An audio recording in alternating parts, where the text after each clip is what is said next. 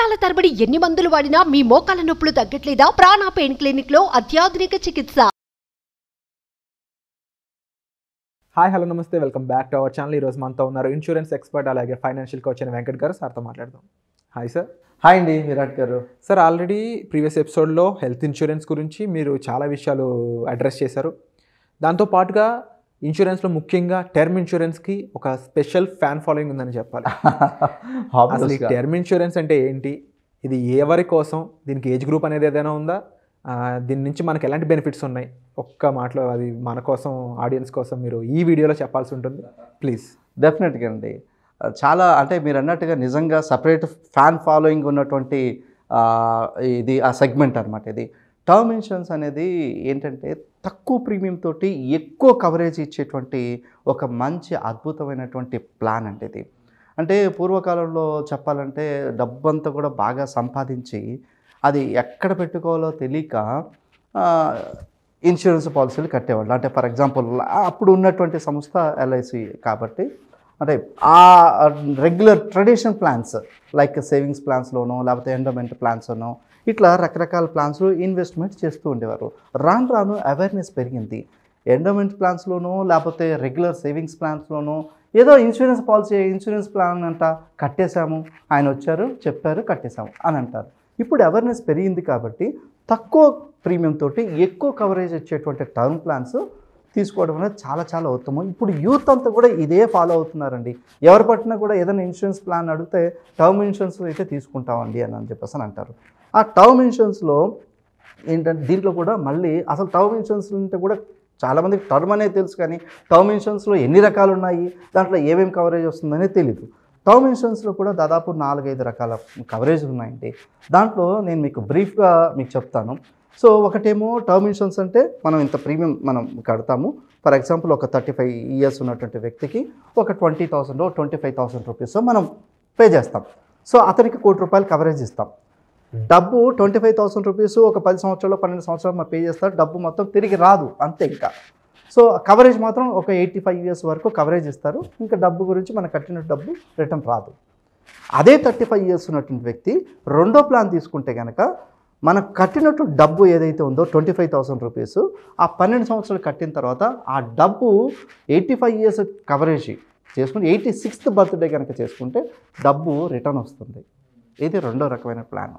మూడో రకమైన ప్లాన్ ఏంటంటే మనము అంటే ఇదే 35 years ఉన్నటువంటి వ్యక్తి ఒక 55 years లేదా 60 years అతను ప్రీమియం పే చేసిన తర్వాత ఇంకా నాకు సెక్యూరిటీ అవసరం లేదు, నాకు ప్రొటెక్షన్ అంటే నాకు ఆ ఫైనాన్షియల్ ఇది కావాలి, నాకు ఇన్కమ్ కావాలి అని చెప్పేసి అడిగినప్పుడు 55 to 60 years మధ్యలో అతను సెలెక్ట్ చేసుకోవచ్చు ఏ ఏజ్ నుంచి నాకు రిటర్న్స్ కావాలి అని చెప్పి ఈ కట్టినటువంటి ప్రీమియంలో అతను నెలకింత లేదా సంవత్సరానికి ఇంత అని చెప్పేసి రిటర్న్ తీసుకునేటువంటి అవకాశం కూడా ఉంది. దిస్ ఇస్ కాల్డ్ ఆల్సో, ఇది కూడా టర్మ్ ఇన్సూరెన్సే. This is also term insurance. EMI కట్టడం తప్ప ఈఎంఐ మనం తీసుకోవడం. ఎస్, ఈఎంఐ లాగా రైట్ వర్డ్ అండి. ఈఎంఐ కట్టడమే తెలుసు కానీ ఈఎంఐ లాగా మనం ఎలా ఇన్కమ్ తీసుకోవచ్చు, దట్టు ఒక టర్మ్ ప్లాన్ తోటి అని చెప్పేసి ఇది చాలా మందికి తెలియదండి. ఇది మూడో రకమైన ప్లాన్. అయితే ఇప్పుడు రిటర్న్ వచ్చే ప్లాన్స్లో కూడా కట్టినట్టు ప్రీమియం రిటర్న్ తీసుకోవచ్చు. కట్టిన ప్రీమియంలోనే మనం నెలకింత పెన్షన్ లాగా మనం మీరు అన్నట్టు ఈఎంఐ లాగా రిటర్న్ తీసుకునేటువంటి అవకాశం కూడా ఉంది. కానీ ఈఎంఐ అనేది చాలా తక్కువ అమౌంట్ కదా, కానీ ఎక్కువ అమౌంట్ కావాలి, వెల్త్ క్రియేట్ అయ్యి చాలా అద్భుతమైనటువంటి రిటర్న్స్ వచ్చినటువంటి ప్లాన్ నాకు కావాలి అని చెప్పేసి ఆ ప్లాన్ కూడా ఉన్నాయండి. అంటే ఫర్ ఎగ్జాంపుల్ ఇది ఈ టర్మినాలజీలో చెప్పాలంటే ఒక 35 years ఉన్నటువంటి వ్యక్తి ఇదే 25,000 రూపీస్ ఒక 12 years కనుక పే చేస్తే అంటే 25,000 కాదు, అప్పుడు వెల్త్ క్రియేట్ అవ్వాలంటే ఇదే 35 years ఉన్నటువంటి వ్యక్తి 25,000 కాకుండా 65,000 75,000 రూపీస్ కొంచెం ఎక్కువ పే చేయాలండి. ఆ ఎక్కువ పే చేస్తే సపోజ్ ఒక 75,000-80,000 రూపీస్ కనుక పే చేస్తే ఒక 9 lakhs 10 lakhs పే చేస్తాడు 12 yearsకి. సో 12 years పే చేసిన తర్వాత అతను ఆ 10 lakhs రూపీస్ డబ్బు కాస్త దాదాపు ఒక 40 to 50 lakhs రూపీస్ అవుతుంది. ఎప్పటికీ అని అంటే ఆయన వయసు 35 years అంటే ఇంకొక 40 years కవర్ అవుతుంది. అంటే 76th బర్త్డే కనుక ఆయన చేసుకుంటే ఇప్పుడు ఒక పాతకాలంలో ఒక సామెత ఉందండి, ఏనుగు చచ్చినా కోటి బతికినా కోటి అని చెప్పేసి ఉంది కదా. ఈ బ్రతికున్నంత కాలము ఈ 40 years కవరేజ్ ఉన్నంత కాలము ₹1,00,00,000 కవరేజ్ ఉంటుంది.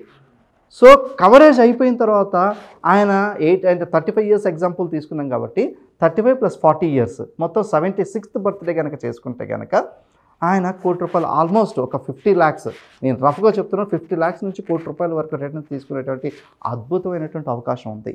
అంటే ఇక్కడ మనం పెట్టినటువంటి డబ్బు కూడా మంచి వెల్త్ క్రియేట్ అయ్యి వస్తుంది. ఇలాంటి అద్భుతమైన ప్లాన్స్ కూడా మార్కెట్లో టర్మ్ ప్లాన్స్ అవైలబుల్ ఉన్నాయి. ఇది చాలామందికి తెలియదండి. టర్మ్కి సంబంధించి ఇంకో డౌట్ ఏంటి అంటే, చాలామంది పోస్ట్ ఆఫీస్ అని లేకపోతే ఈ ఎఫ్డీలని చేస్తూనే ఉంటారు బేసిక్గా. వాళ్ళు ఏంటంటే ఇంట్రెస్ట్ బేస్డ్ మీద ఆలోచిస్తుంటారు, లెక్కలు కడుతుంటారు. ఫ్రాంక్ ఫేస్ టు ఫేస్ చెప్పాలి అంటే ఇంట్రెస్ట్ లెక్కలు వేసుకొని ఇది ఎంత కదా, ఇది ఎంత కదా, దానికి ఎంత వస్తుంది అనే లెక్కలు వేసుకుంటూ ఉంటారు. వాటితో కంపేర్ చేస్తే టర్మ్ ఇన్సూరెన్స్ ఏ విషయాల్లో బెటర్ అంటారు? సార్, ఇప్పుడు ఇన్వెస్ట్మెంట్ మెథడ్స్లో సెక్యూరిటీ ఇదేమో ప్రొటెక్షన్ కిందకి వస్తుంది, అదేమో ఇన్వెస్ట్మెంట్ కిందకి వస్తుంది. ఇన్వెస్ట్మెంట్ మెథడ్లో కూడా పాతకాలం నాటి ట్రెడిషనల్ పద్ధతులు ఏవైతే మీరు అన్నట్టు పోస్ట్ ఆఫీసు ఇందులో పెట్టేటువంటి వాళ్ళు ఉంటే గనక దానికి దీనికి అస్సలు పొంతన లేదండి. ఎందుకంటే అది దాంట్లో పెట్టే బదులు దీంట్లో కనుక ఇందాక నేను చెప్పినట్టుగా టర్మ్ ఇన్సూరెన్స్లో కనుక term insurance with wealth create అయ్యి వచ్చేటువంటి ప్లాన్స్లో పెట్టుకుంటే కనుక దానికంటే కూడా దాదాపు 6 నుంచి 7 రెట్లు ఎక్కువగా రిటర్న్స్ మనం తీసుకోవచ్చు అండ్ సెక్యూరిటీ పొందొచ్చు. పీస్ ఆఫ్ మైండ్ ఉంటుంది. ఫ్యామిలీకి ₹1,00,00,000 ఏదైనా జరిగినా సరే ఫ్యామిలీకి ₹1,00,00,000 సెక్యూరిటీ ఇవ్వచ్చు అండ్ మెచ్యూరిటీ అయిపోయిన తర్వాత ఆ 40 years టర్మ్ పీరియడ్ అయిపోయిన తర్వాత ₹1,00,00,000 మనం రిటర్న్ కూడా తీసుకోవచ్చు.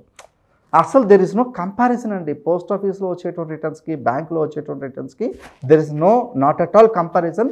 నేను చెప్పినటువంటి లాస్ట్ వెల్త్ క్రియేట్ అయ్యేటువంటి టర్మ్ ప్లాన్తో కనుక పోలిస్తే better investing in term insurance అంటారు. టర్మ్ ఇన్సూరెన్స్ ఆబ్వియస్లీ ప్రతి ఫ్యామిలీకి కావాల్సింది. ముందు హెల్త్ ఇన్సూరెన్స్, తర్వాత టర్మ్ ఇన్సూరెన్స్ 100% కావాలి సార్. అండ్ ఈవెన్ చాలామందికి ముఖ్యంగా మీరు చెప్పిన ట్రెడిషనల్ పద్ధతులు ఇంకా ఉండిపోయిన వాళ్ళు, లేకపోతే ఎక్కువ రిస్క్ కాదు దాని ప్లేస్లో ఇది బెటర్ అనుకుంటున్న వాళ్ళు కూడా ఒక విధంగా వాళ్ళ ఫ్యామిలీ కవరేజ్తో పాటు ఇంకో పక్కన వాళ్ళు లైఫ్ లాంగ్ వాటి ప్రకారం చూసుకుంటే టర్మ్ ఇన్సూరెన్స్కి ఎక్కువ స్కోప్ ఉంది. కాబట్టి తప్పకుండా దానికి సంబంధించిన వైపు ఆలోచించమని సార్ చెప్పినట్లు మీరు కూడా ఒకసారి మీ కామెంట్ సెక్షన్లో మెన్షన్ చేయండి. ఇది ఇంకా దీనికి సంబంధించి మీకు డౌట్స్ ఉన్నా, ఎందుకంటే ఎఫ్డి కంటే కూడా double, to be frank double కాదండి, 4 రెట్లు 5 రెట్లు రిటర్న్స్. సో 4 రెట్లు 5 రెట్లు అవుట్పుట్ అయితే మీకు ఇక్కడ రావడం జరుగుతుంది. డెఫినెట్లీ మన లైఫ్ ఒక కంఫర్టబుల్ వేలో, ఒక సెక్యూర్డ్ వేలో జీవిస్తున్నాం అనే దానికోసమే మనం మనీని ఉపయోగించేది. అది ఎఫ్డి అయి ఉండొచ్చు, మ్యూచువల్ ఫండ్స్ అయి ఉండొచ్చు, ఇన్సూరెన్స్ అయి ఉండొచ్చు. సో అలాంటప్పుడు టర్మ్ ఇన్సూరెన్స్ అనేది ఒక బెటర్ ప్లాన్ అనేది ఇక్కడ ప్రొవైడ్ చేస్తూ ఉంది. So wonderful sir. తప్పకుండా ఇలాంటి ఇన్ఫర్మేషన్, క్రూషియల్ ఇన్ఫర్మేషన్ మాకు ప్రొవైడ్ చేసినందుకు thank you so much. And మరింత అవేర్నెస్ మీరు ఇన్సూరెన్స్ గురించి ఇంకా కల్పించాలని నేను భావిస్తున్నాను. Thank you so much sir. Thank you అండి. Thank you so much.